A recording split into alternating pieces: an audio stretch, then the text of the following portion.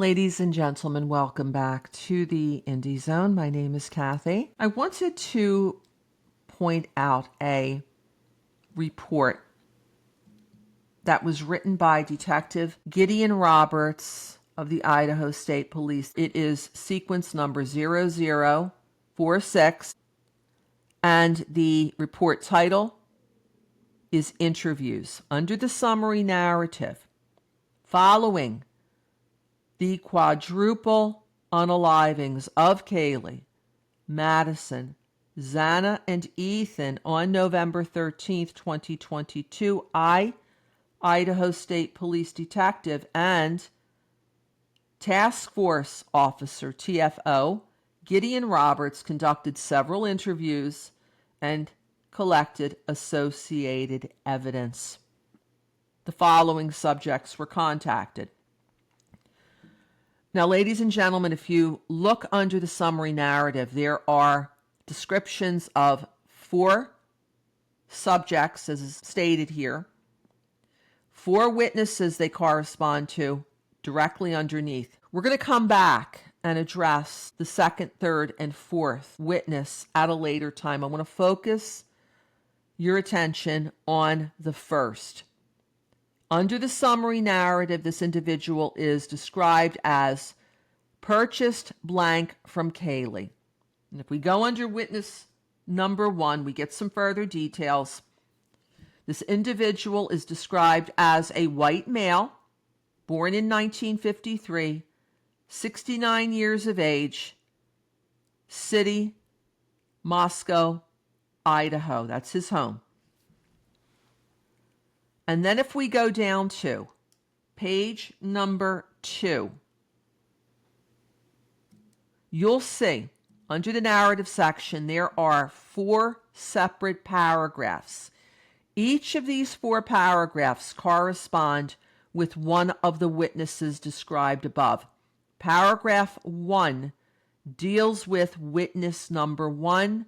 We're going to address that portion of the narrative now. As stated, we'll come back to address the other 3 at a later time.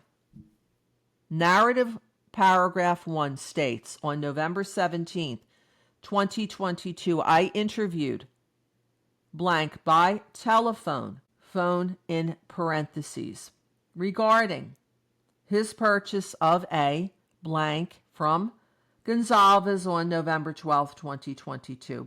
Blank provided the following information. 1A, he located the blank on Facebook Marketplace.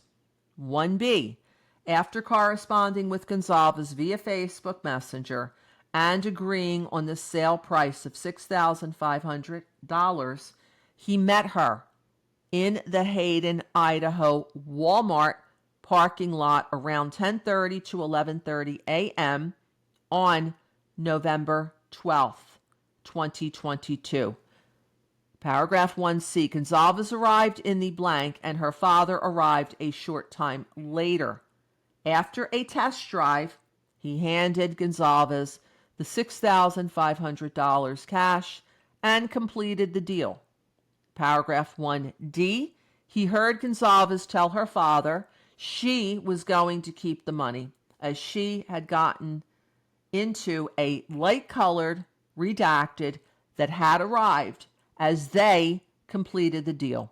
He was unable to see who was in the redacted or provide additional detail about the redacted.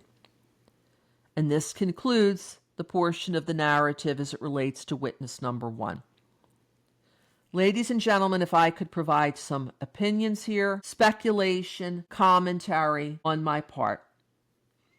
First, it appears that this was a transaction for the purchase of a car that Kaylee arrived in, described in paragraph 1C.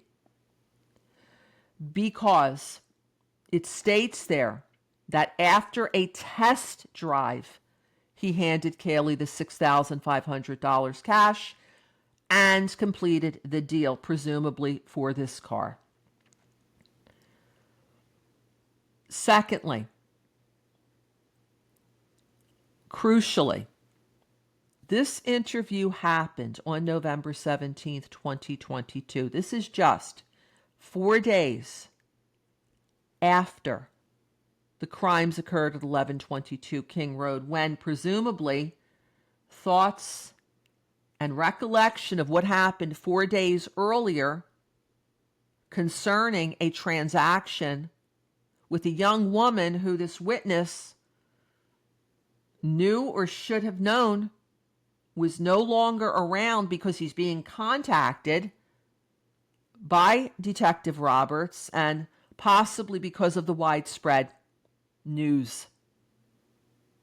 This case garnered not just local, not just statewide, not just national, but international attention within the first 4 days of these tragic incidents of November 13th, 2022. It's different if someone, I believe, is asked to recall details that happened a year or two earlier.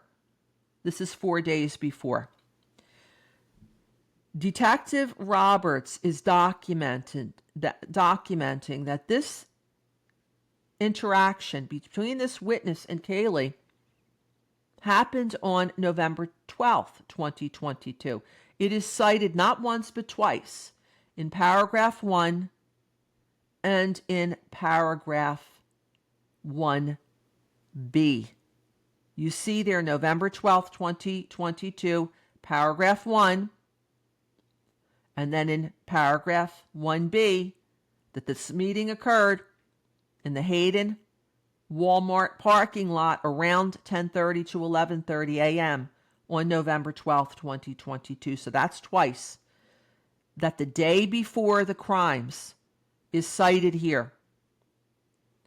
In my opinion, applying logic, speculation, giving a comment, either the detective or the witness intended to say November 11th rather than the 12th here. Or this transaction happened the day before the crimes on the 12th. One other point is it would be interesting to learn if any further follow-up was conducted to attempt to identify who the driver and if there were any other passengers were in this light-colored vehicle that pulled up while this witness says he was completing the transaction over this car. To learn who Kaylee got into a vehicle with, carrying $6,500 in cash, where they went afterwards, and other such related details. I give my opinion, as I always do, pursuant to the First Amendment. If you have any comments, thoughts, opinions here, please leave them until next time. This is Kathy. Thank you for joining us today.